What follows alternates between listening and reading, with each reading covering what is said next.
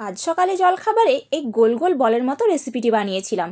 কোনো আটা ময়দা কিচ্ছু লাগবে না, মাত্র 1 কাপ সুজি আর একটা আলু দিয়েই একদম কম তেলে এই রেসিপিটা বানিয়েছি। খেতে তো দুর্দান্ত হয়েছিল, আর বানানোর পদ্ধতি যদি বলি একেবারেই সহজ।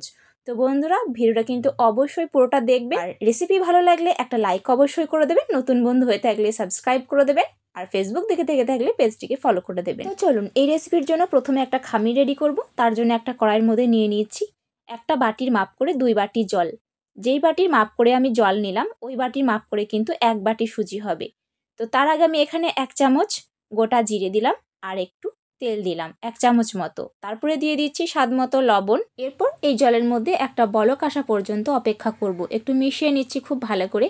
এই তেলটা দিলে কিন্তু ডোটা অনেক বেশি সফট হয় আর অনেক মসৃণও হয়। তো এখানে দেখতেই পাচ্ছেন জলের মধ্যে বলক চলে এসছে। এরপর আমি যেই বাটির মাপ করে জল নিয়েছিলাম ওই বাটির মাপ করে 1 বাটি সুজি আমি এর মধ্যে ঢেলে দিচ্ছি। পুরো সুজিটা দিয়ে দিয়েছি। এরপর একটা খুন্তি দিয়ে অনবরত নাড়তে থাকবো, না হলে তলায় দলা বেঁধে যাবে আর লেগে যেতেও পারে।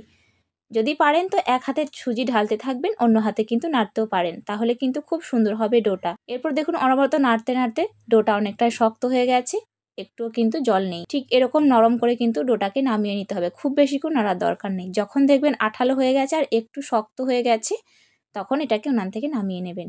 এরপর আমি পুরের জন্য কড়াইয়ের মধ্যে আগে থেকেই সরষের তেল গরম করে নিয়েছি 2 চামচ মতো। 1 চামচ কালো জিরে ফোড়ন, 1 চামচ আদা বাটা দিয়ে দিলাম। এরপর দিয়ে দিচ্ছি স্বাদ মতো কাঁচা লঙ্কা কুচি, এটা কমিয়ে বাড়িয়ে নেবেন। এরপর এগুলোকে একসাথে কিছুক্ষণ ভেজে নেব। প্রায় 1 মিনিট মতো ভাজা হয়ে গেলে এর মধ্যে কুচি করে রাখা পেঁয়াজগুলো দিয়ে দিলাম। এটাকেও প্রায় 1 মিনিট মতো ভেজে নেব। যখন পেঁয়াজগুলো ভাজা হয়ে যাবে একটু আর হালকা নরম হয়ে যাবে তখন এর মধ্যে দিয়ে দিচ্ছি স্বাদ মতো লবণ, দিচ্ছি একটু হলুদের গুঁড়ো, আর দিচ্ছি আরও একটু লঙ্কার গুঁড়ো। অবশ্যই এটা কমিয়ে বাড়িয়ে নেবেন। এরপর মশলাগুলোকে খুব ভালো করে ভেজে নেব।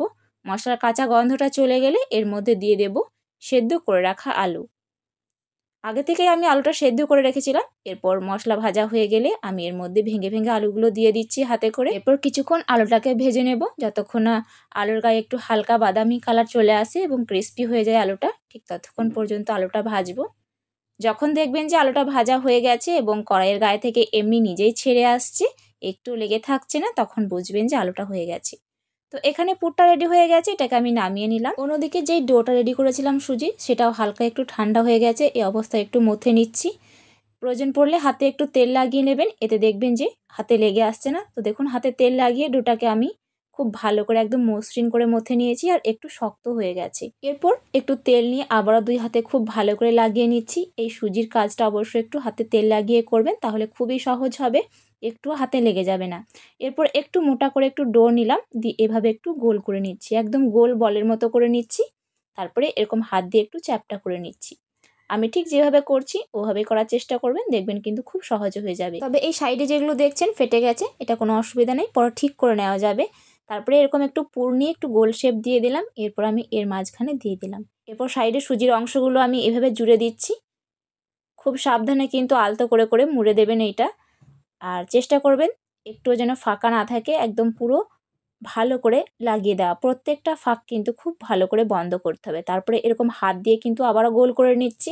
যতক্ষণ না একদম মসৃণ গোল রেডি হবে ততক্ষণ পর্যন্ত এরকম গোল করতে থাকবেন। এভাবে করতে করতে যখন দেখবেন যে মসৃণ একটা বলের মতো গোল তৈরি হয়ে গেছে, তখন বুঝবেন যে এগুলো হয়ে গেছে। তো একইভাবে বাকি সুজির বলগুলো আমি তৈরি করে নিচ্ছি। দেখুন প্রত্যেকটা বল কিন্তু রেডি হয়ে গেছে, একদম দেখতে বলের মতো আর মসৃণও হয়েছে। দেখুন কোথাও একটু কিন্তু ফাঁক নেই। এরপর এগুলোকে খাওয়ার যোগ্য করার জন্য অবশ্য ভাপিয়ে নেব। তো তার আগে এরকম একটা ছিদ্রযুক্ত থালা নিয়েছি, খুব ভালো করে ধুয়ে পরিষ্কার করে নিয়েছি, তারপর শুকিয়ে নিয়েছি। এরপর একটু সাদা তেল এর মধ্যে খুব ভালো করে ব্রাশ করে দিচ্ছি, এতে ভাপানোর সময় কিন্তু সুজিগুলোর গায়ে লেগে যাবে না। এরপর একটা পাত্রের মধ্যে জল ফুটতে দিয়েছি, তাতে ছিদ্রযুক্ত থালাটা বসিয়ে এই সুজির বলগুলো বসিয়ে এটাকে ঢাকনা দিয়ে ঢেকে আমি হাই হিটে 10 মিনিট ভাপিয়ে নিয়েছি। 10 মিনিট হয়ে গেছে, হাত দিয়ে চেক করে দেখলাম একটুও কিন্তু কাঁচা ভাব নেই। এরপর এটাকে উনান থেকে নামিয়ে ঠান্ডা করে নিয়েছি। দেখুন হালকা একটু ফেটে গেছে, এতে কোনো সমস্যা নেই, এভাবে কিন্তু খাওয়া যায়, একটু পুর বেরিয়ে আসে না। তো আমি থালা থেকে উঠিয়ে নিলাম। আপনি চাইলে কিন্তু এগুলো এভাবেও যে কোনো সসের সাথে পরিবেশন করতে পারেন, দারুণ লাগে। কিন্তু আমি আরও একটা পদ্ধতি দেখাচ্ছি। হালকা একটু তেল আমি তাওয়ার মধ্যে গরম হতে দিয়েছি, প্রায় 2 চামচ মতো সাদা তেল। এরপর আমি এক এক করে এগুলোকে ভেজে নিচ্ছি। এই তেলের মধ্যে আমি সবগুলো একসাথে ভেজে নেব। এক্সট্রা আর কোনো তেল দরকার নেই, একদম ডুবো তেলে এগুলো ভাজতে যাবেন না, না হলে খেতে একদমই ভালো লাগবে না। খুব বেশি তেল কিন্তু সোপ করে নেবে।